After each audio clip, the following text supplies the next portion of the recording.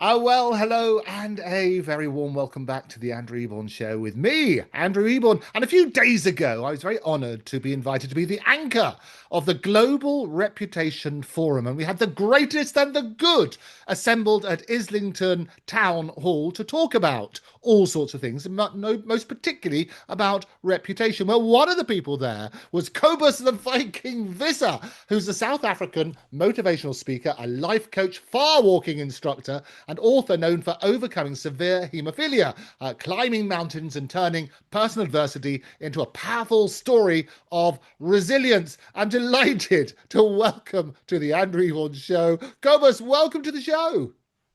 Thank you, Andrew. I'm delighted to be here, and it was really an honor to have met you. You have the most infectious, or is it infectious? Is that is the right word, of energy that people just want to be around you? So it's really been an honor. Well, as long as I'm not on a cruise ship at the moment with infections. Yeah, it's not that up of infections, right? Yeah, And the thing is that someone ended up in the hospital in South Africa because of that. But yeah, oh, it did. Well, talking about that sort of side and overcoming adversity, I mean, you were diagnosed with haemophilia as a child. You had excruciating pain and found yourself in hospital in 2013, unable to move. And instead of conceding to that fate, you said your body would no longer be your prison. Talk to me about that moment when you decided we're going to change this adversity into something positive. yeah, Andrew. You can just see my elbows can't go straight anymore. I don't have muscles, and my joints. Just this is my elbows. It's the same with my ankles. So a lot of things happen at the same time. What happened is, I just woke up one morning and I couldn't walk, and I have to give myself an injection, and the injections didn't work, and it just became one day, became a week became a few months, and in that journey, the doctor said, "Cobus, we have to fuse both your ankles and we have to replace your elbows." And I had a choice. I could either accept it or not. And then at the same time, my wife of 14 years decided this also not working for us. Yes, we have two kids, and I was probably like a third one. And just she couldn't take the pressure anymore. And then she left, and we went through a divorce. And suddenly my whole life collapsed. The real reason why I wanted to do what made the change was all of that happening at the same time. And about a year before that, a famous South African racing driver went to climb Kilimanjaro, and he passed away on the mountain. And I was seeing myself as a coward, and I'm like, I can't even take my own life. But what if I go climb a mountain? Because I've never climbed any mountains, I've never hiked before. But what if I push myself to that limits and I pass away on the mountain and I don't come back? And that suddenly became first, actually, my goal was to go and climb the mountain and stay behind. And in a sense, I did die on the mountain, Andrew. They had to physically carry me down the mountain, but I survived, and just I was sort of reborn, and that sort of me on this trajectory of doing what I'm doing today. Yeah, and many people have these sort of challenges, and people always complain about things, and people resent success, and they're envious of other people's lives. And I always say that envy is the thief of joy, isn't it?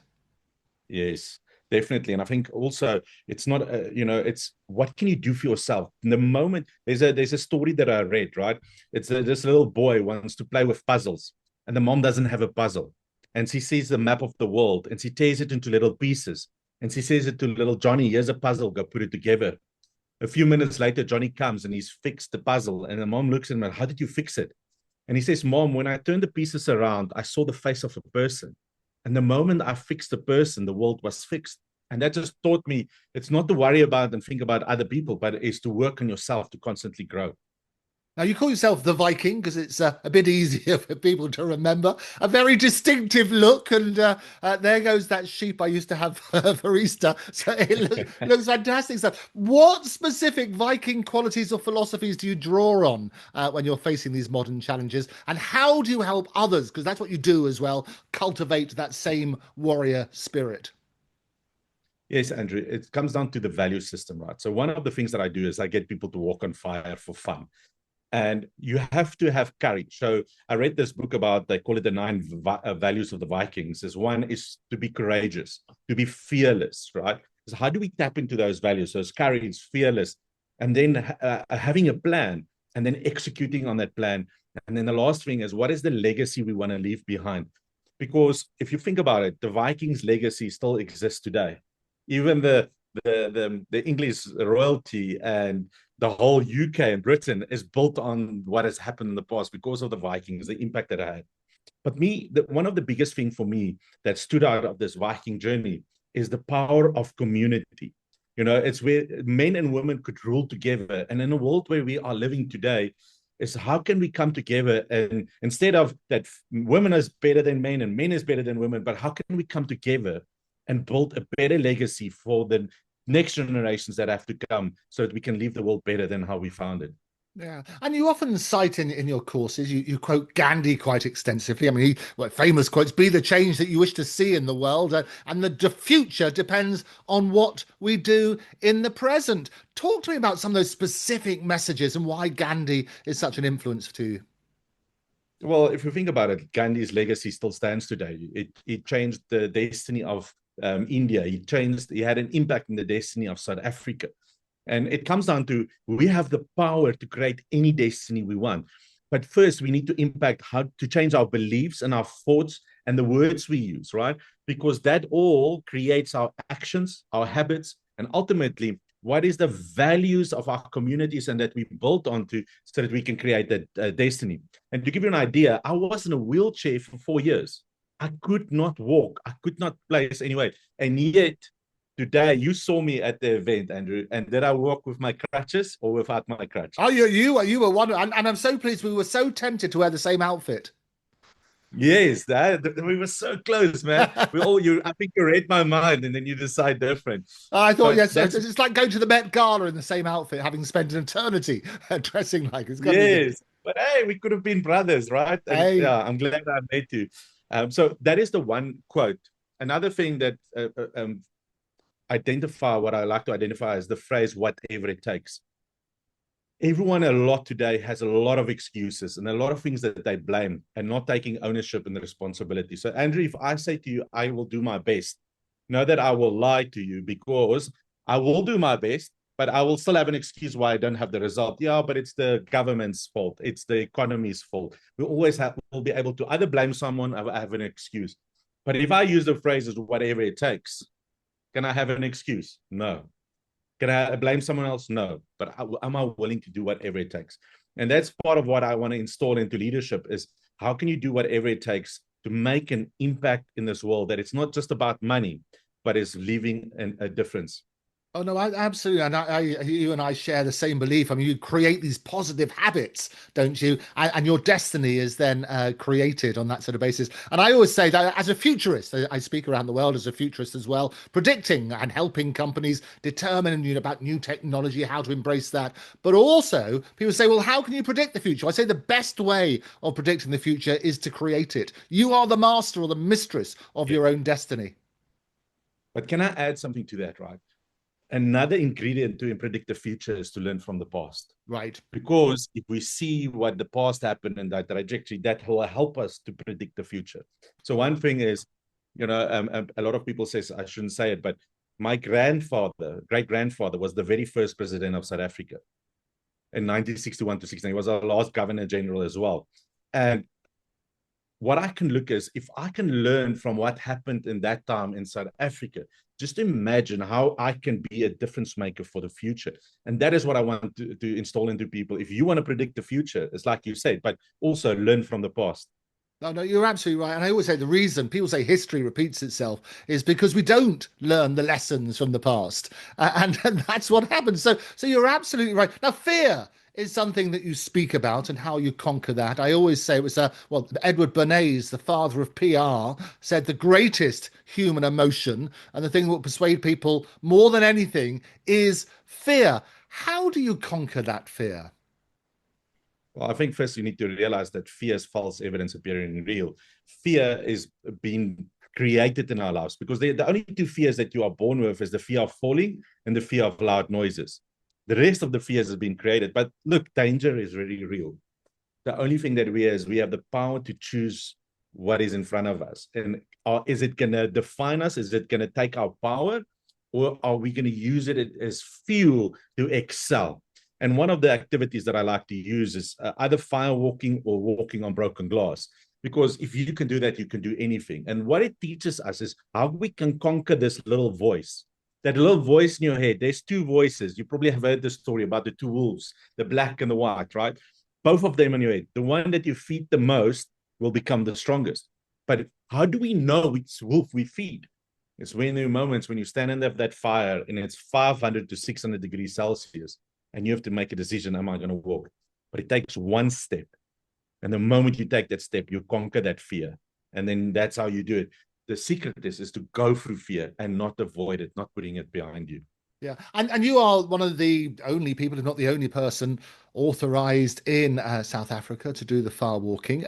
We've done it over here. I know it's basically it's a question of mind, isn't it? Because talk to us about the science of it, because really it's just showing people. It's a really great way of doing it. Because obviously we don't want people to be in physical risk, and the reality is there isn't a physical risk. The only thing holding you back is your fear.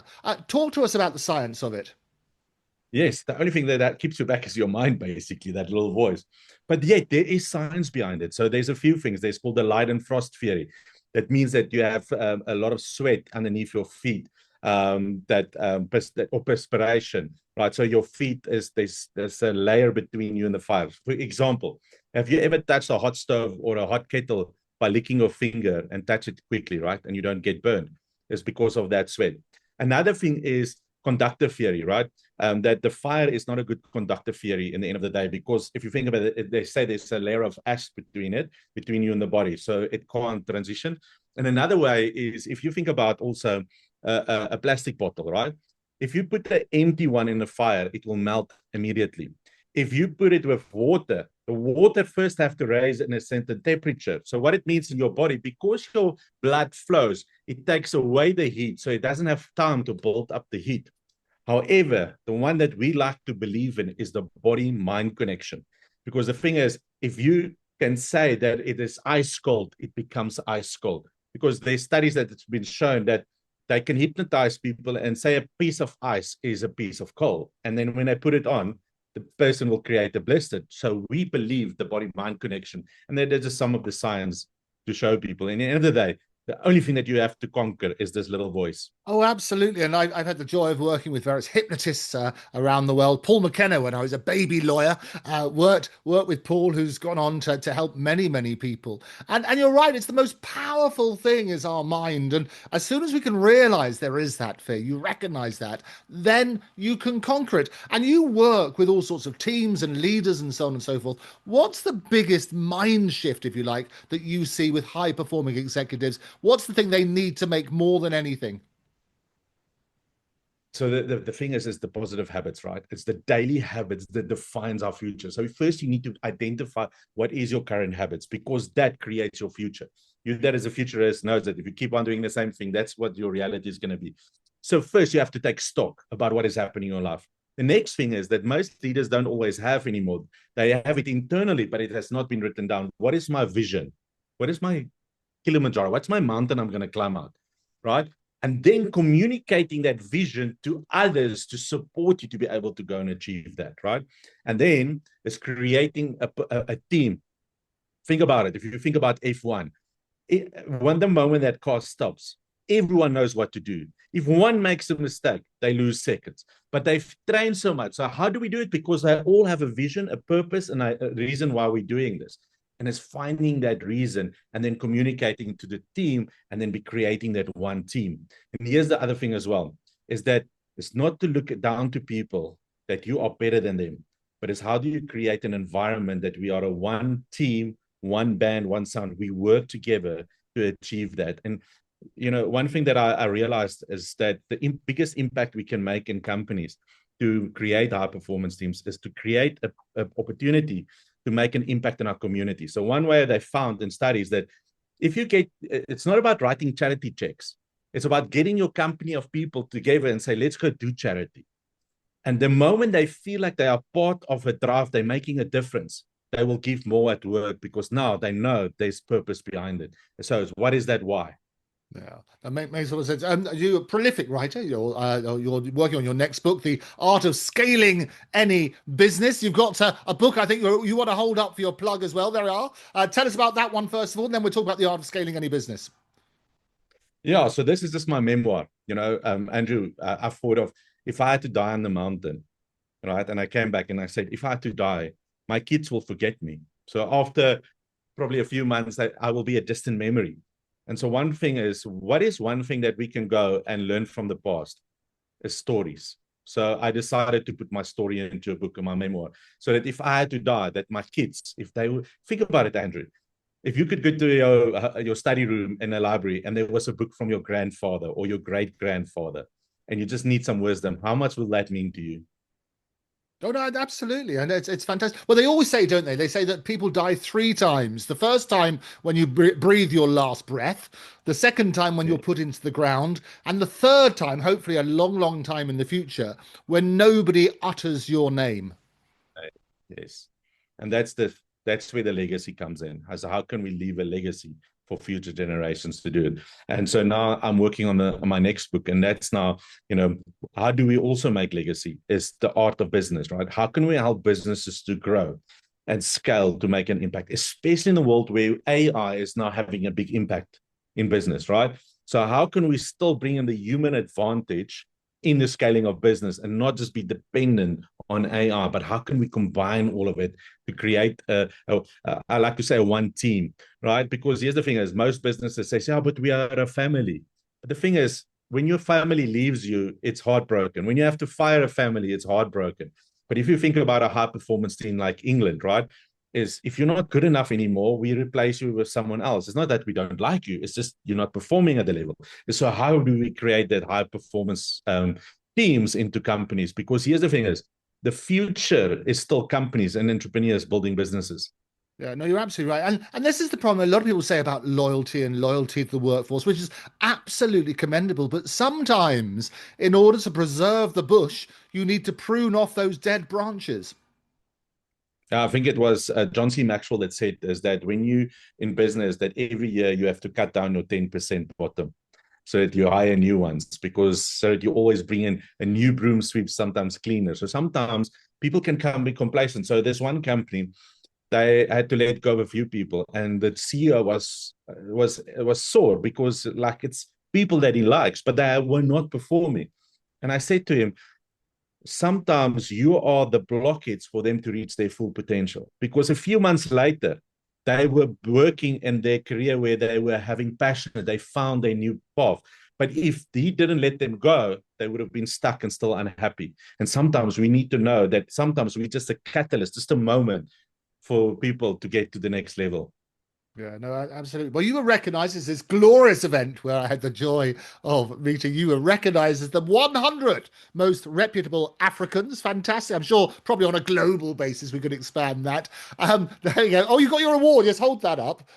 Brilliant stuff. There you go. So, in an age where reputation can be destroyed in minutes on social media, and I always say trust comes in on foot and leaves on horseback. Well, it's the same with reputation. You can take 20 years to build a reputation, and that can be destroyed in 5 minutes. How do you build and protect authentic reputation and legacy? And lift up that award again as you tell me. Yeah, I think, Andrew, reputation today is the only thing that counts, because there is so much fake news out there and a fake story. It says, how can you build credibility?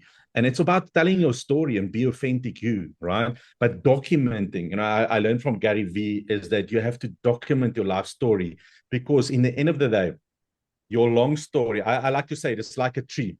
Some trees will sometimes have one or two bad fruit. So it will happen, but you will be measured on how many fruit are you getting on a yearly basis, right? So keep carrying good fruit, because that will overshadow or overpower the bad fruit in the end of the day.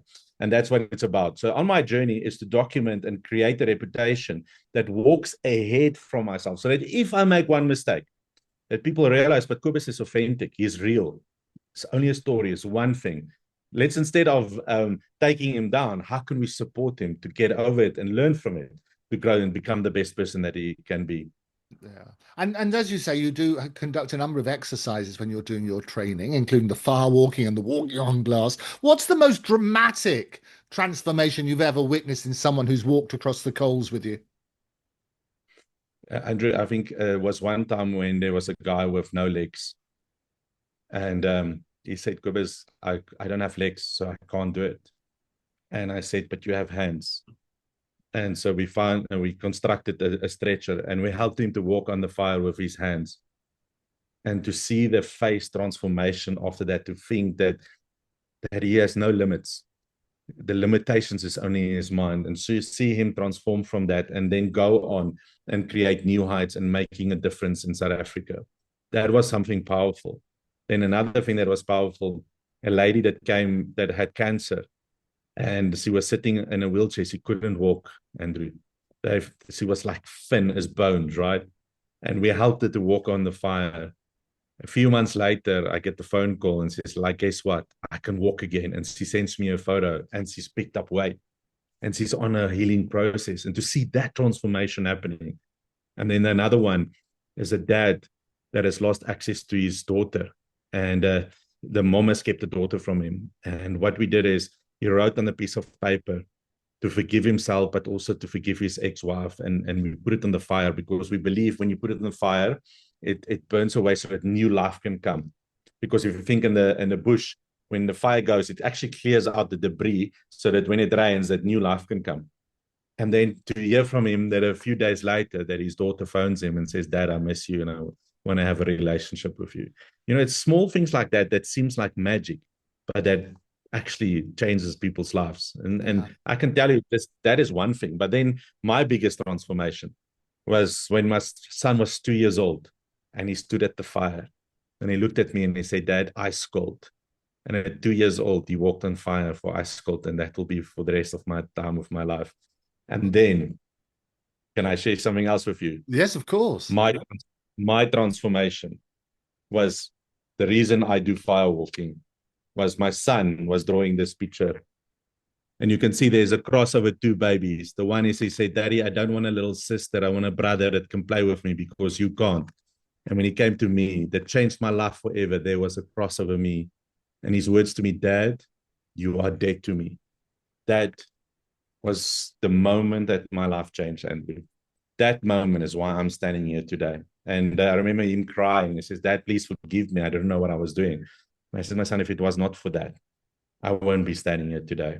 And that was my biggest change of the firewalk journey. And clearly, Cobus, it still affects you to this day, the devastation when your children turn against you.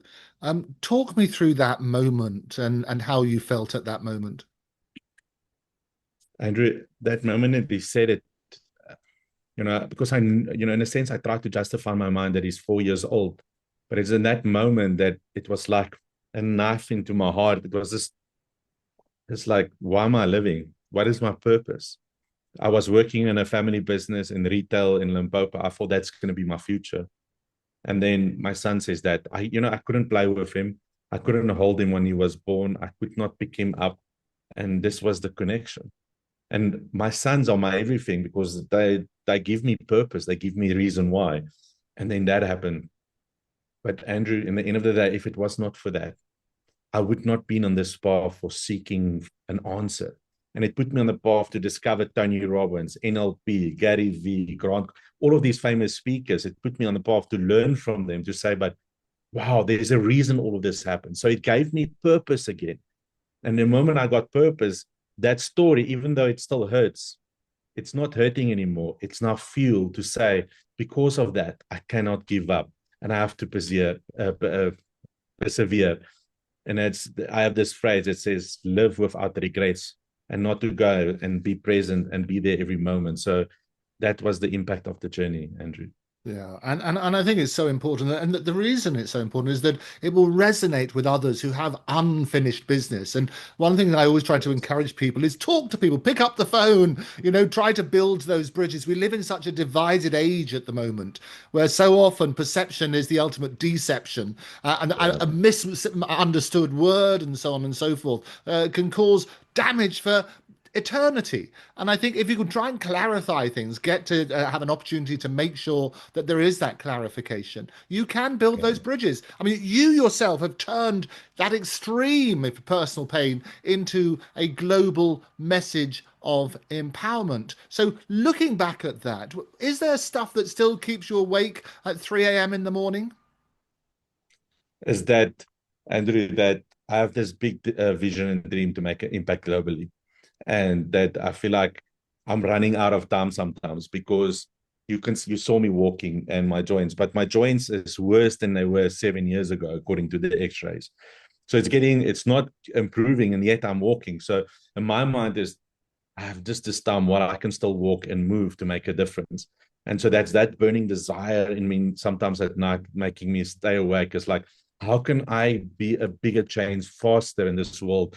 And I can tell you, just in the last 2 years, my whole brand and business, because I've been only the Viking since 2020, November 2022, to give you an idea. So it's a Yes. short run, and I've achieved a lot on the stage. But how can I impact 20 million people in the next 4 years? And then from there to have it cascade to have a bigger impact. And it's not just people, Andrew.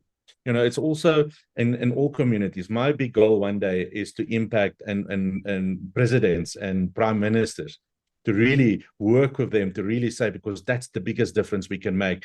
Because the world is in pain, the world is in war. There's a lot of things happen, but how can we really create hope? And like you being a futurist, how can we, instead of just predicting the future, but how can we create a future that we all can belong to? Oh no, absolutely, and that's so key. I mean, you said you recently just took on the name of the Viking, but I think when we were speaking at the Glorious London event, you said you've actually got some Viking ancestry in there somewhere. Tell me about that. Yes, so I was always known as the Superman of Africa. So I was Superman, but Superman is alone. Superman is weakness. Superman, people don't take him for serious. So my coaches on the journey said, Cobus, let's find out what your heritage is. And if you look at my book, it's the one side is the past and the other side is the future. So to create the future, learn from the past. And so I went to do my DNA test. And when I did my DNA test, I found that it's Northern Germany and the northern countries, Denmark and Norway. So it made me realize, okay, I come from there. And that's put me on the path to do research and find books about the Vikings and the history. When I was now in London, I went to the Viking immersion experience, and it was great to learn more about that history. There was so much initiative, and they were so industrious. They were so far ahead. There's now studies coming out that they discovered the Americas first before Christopher Columbus. So, it just shows you the impact. And I think, Andrew, it's like when I connected with you, it's like, there's a brother. And it feels like when I step into Europe, when I landed in London, when I've been to Sweden, Germany, it feels like home. I don't know how to explain it to you. It's when I walk off, it's like I've been here before. So, and yeah, that's the journey it took me on. You came to conquer. I think you certainly did that. It's got to be good. So, you do a lot of this motivational speaking, and I do similar sort of things around the world. We should certainly pair up and compare notes on that. But what's one Definitely. hard truth, if you like, about personal growth and resilience that most motivational speakers avoid saying, mainly because it's too uncomfortable? They all want to make it as easy, Andrew. They all want to say, just think positive. They all just want to say, just pay for this miracle drug or miracle medicine and it will change your life. But Andrew, I want people to realize it's like being a farmer. You don't plant a seed and expect a harvest tomorrow. People don't understand it's hard work in the beginning. You have to go and work in the land. You have to first prepare the land. Then you plant the seed. And the thing is, once you planted the seed, you just don't leave it alone. Most people give up after they don't see any growth.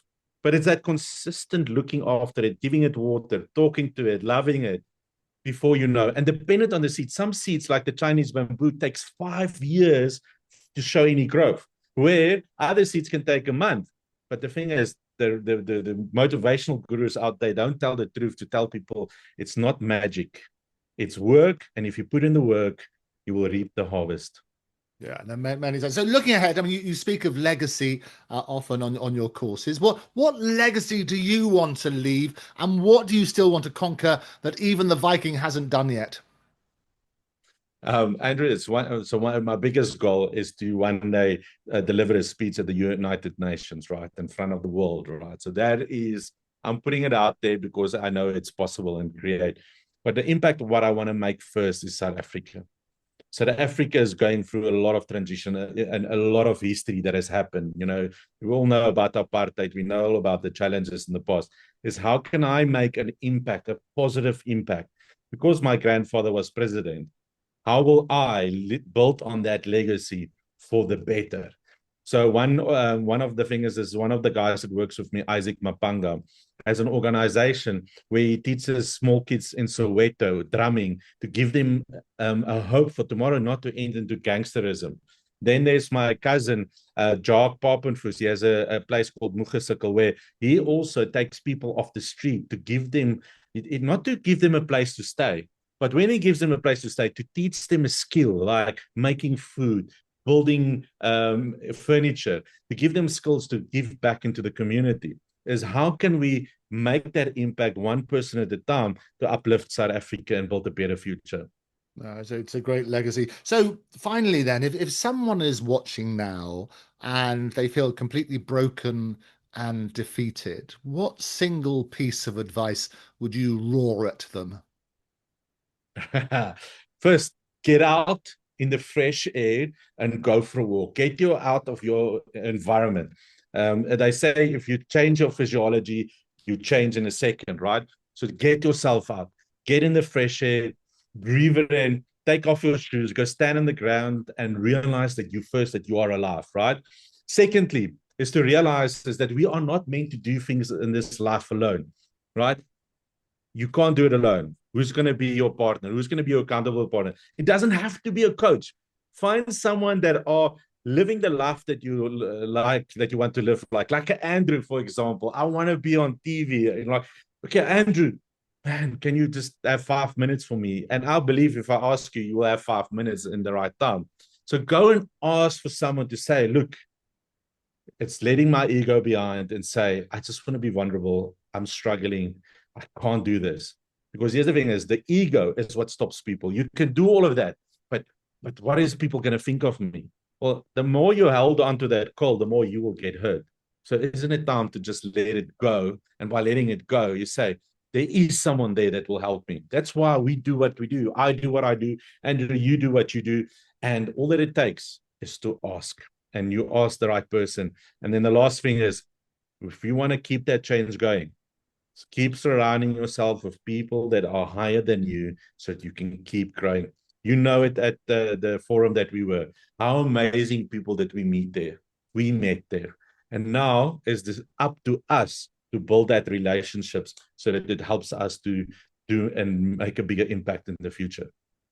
Fantastic advice. Cobus the Viking. Visser, thank you so much for being a guest on the Andrew Eborn Show. Thank you very much, Andrew. And it was an honor. And I'm looking forward to seeing you again when I'm back in London. And then we can dress up and have some fun together in the streets of London. I'm looking forward to it. Take care. Thank you. Everyone, I'm Cobus the Viking, and join me on my favorite show with my favorite presenter, Andrew Eborn. And I want you to subscribe, I want you to like, but here's the secret. Also share it with all of your friends because they will miss out on this episode. And I'm looking forward to seeing your comments and liking them. This is Cobus the Viking. Get you on the Andrew Eborn Show.